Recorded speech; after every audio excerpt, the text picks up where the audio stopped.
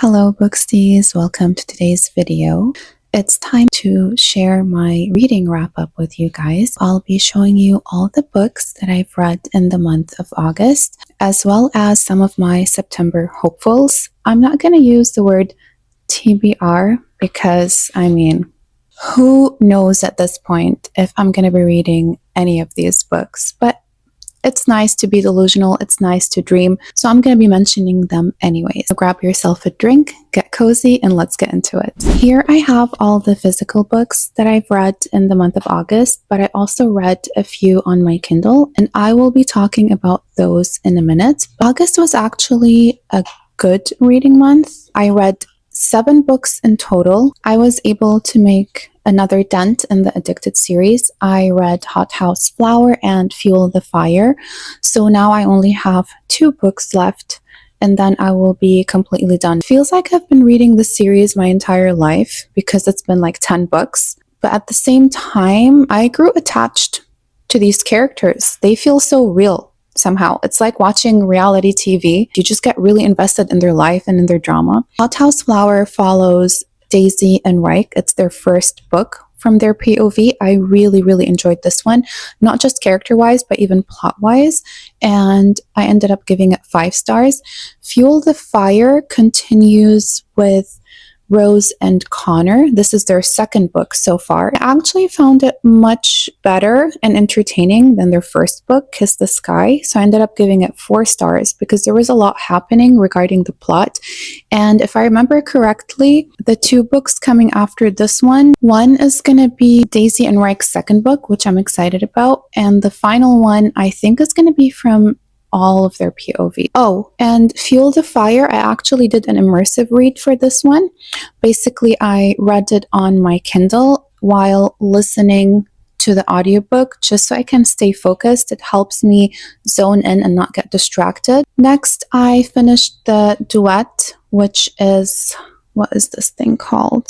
I don't know what the series is called, but this is the second book. It's called City of Mirth and Malice. It comes after House of Bane and Blood. The reason I picked up this series in the first place is because I absolutely loved and devoured book number 1. What I found really interesting about this series is that it takes place in like the 1940s, I assume, and it has a lot of like mafia vibes, gives off Peaky Blinders. The world building is really complex and the magic system is very interesting. It's very different than any other fantasy books I've read so far, but unfortunately book 2 just really went over my head. I don't know if it's because I waited too long between reading both books. I just felt clueless a lot of the time while reading this, and I actually had to do an immersive read just to get through it.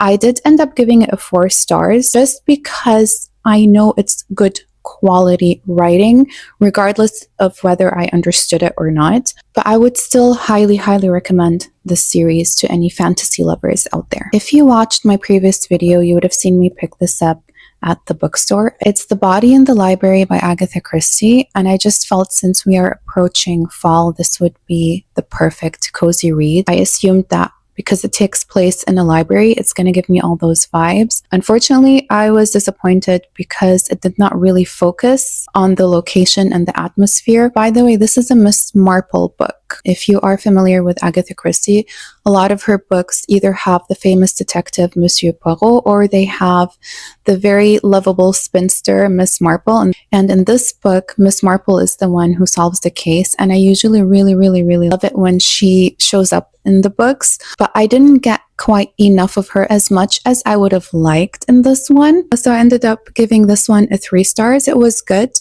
but it wasn't fantastic. Moving on to one of my favorite reads of this month, If We Were Villains by M.L. Rio. Now, as I've mentioned before, I'm not usually someone who would gravitate towards dark academia, or so I thought, because reading, what was it called? The Secret History by Donna Tartt. I did not really enjoy that one. It felt very pretentious. It dragged. I didn't like the characters, didn't like the plot. So when it came time to read this one, I felt a little apprehensive, but I was very pleasantly surprised because this book gave me exactly everything I would have wanted and more in a dark academic book. Now, I feel like I need to mention this. There are a lot of similarities between this book and the Donna Tartt one regarding the characters, the inner circle, the location, even the time era. They both take place in the 90s. But somehow the way this author wrote the book made it so much more appealing to me as a reader versus The Secret History. And I was shocked to discover how emotional it got, especially towards the end. But it was actually very heartwarming and a little bit tragic, in my opinion. I had to immediately go and search up for like fanfic just to get some closure. If you're interested in reading dark academia, then I would definitely recommend you give this book a try. Now, on my Kindle, I read 2 books. Both of them were rereads. The first one is called The Last Thing She Told Me. I'm not sure how I would classify this book because it reads like fiction, but it has a lot of elements of mystery in it. It also has very difficult and dark topics, so please read your trigger warnings if you're interested in reading it. It was a 5-star book for me the first time I read it, and it's also still a 5-star read. It's just very raw and unfortunately realistic. It follows multiple generations of these women. It follows the great-grandmother, the grandmother, the mother, and the daughter. And you do get past and present timelines. It also touches on generational trauma, how sometimes we unintentionally may pass our own traumas to our children. So all in all, it's a heavy book, but I really loved it. As I said, please read it at your own risk. Now, the final book that I've read in the month of August is none other than The Mill on the Floss. This is a classic by George Eliot. George Eliot is actually a female author, and she was very progressive and ahead of her times. I really enjoyed this one. It was a reread for me. The last time I read it was, I want to say, about 20 years ago. I kind of remembered what it was about, but I also obviously forgot a lot. So needless to say, the ending took me by surprise. I think a part of my brain just blocked that memory to kind of spare me the pain. So when I got to that ending and I had to like relive everything as if it's the first time, let me tell you, I suffered a severe bookish hangover once I was done. I still think about that book. Oh, and I also did an immersive read for that one when I was about 30% in, just because the writing style is very heavy. Obviously, it's a classic, so the words don't flow as easily as they would in modern writing. And I thought if I did an immersive read, it would help move things along faster. And also keep in mind that book is like 600 pages long. So yeah. Now, let's get to the fun part, discussing my September, discussing my September hopefuls, or as, you know, everybody else calls it, a TBR. Let me see if I can hold the entire stack without dropping it. There we go. Does it seem a little ambitious? Yes, it does. But this is my entire physical TBR that I currently own. And I have a plan, okay? I ordered a bunch of books, mainly classics. After reading The Mill on the Floss, I am on this like major classics kick and obsession. It's basically my hyperfixation at the moment. I don't know how long it will last or if I will end up reading. Oh my God. Okay, give me a minute. As I was saying, I don't know how long this hyperfixation obsession will last, but I am sort of under a time crunch and I need to finish my physical TBR, or as much as I can of it, before the new books arrive in late September. Now, the first book I actually started towards the end of August. I was actually planning on adding it to my August wrap up, but what happened was I had a lot of technical issues regarding the publication of my own book that I'm working on. So I had to pause reading for several days. I am on page 230 out of like 500. Oh, okay. First of all, this is Ninth House by Leigh Bardugo. It's like fantasy, but urban, but make it dark. Can I speak, please?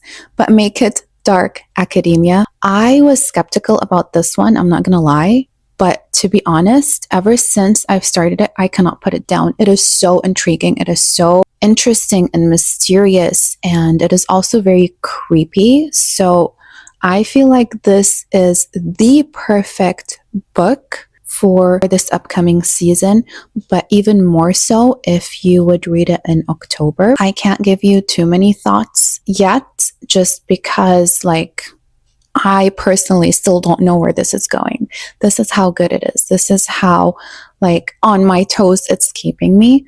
But stay tuned for my September reading wrap up, and I will definitely have enough info then to give you. I also have Hellbent because it's the second book that comes after Ninth House. Hopefully, I will be able to jump right into it depending on how Ninth House ends. Here I have the remaining 2 books in the Addicted series. Now, just carrying these in my hand, I am realizing how chunky they are, especially the final book, Some Kind of Perfect.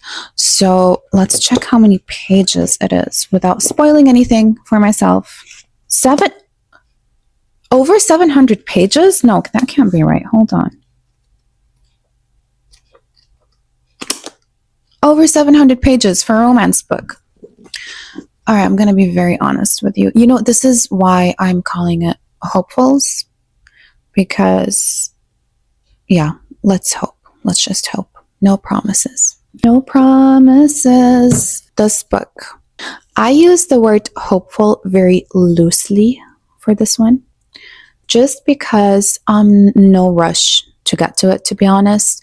It is part of the universe where the Ever King takes place. The Ever King is duology. I already read book 1 and 2, and this follows one of the side characters.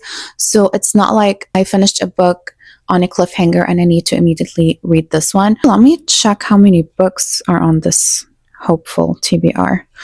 1, 2, 3, 4, 5, 6, 7, 8. 8 books, including Ninth House.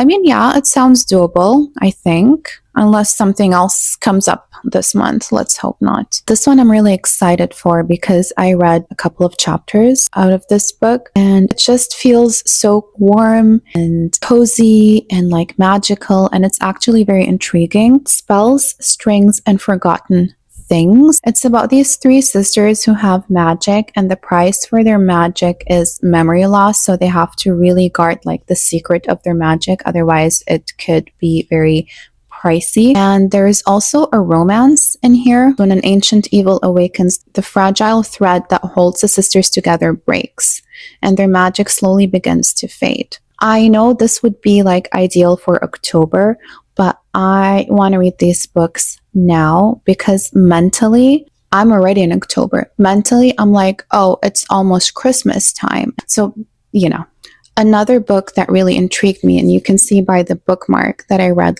another couple of chapters out of this one as well. I did this because I was trying to decide which book to read first from this TBR. It is 13th Child by Erin A. Craig.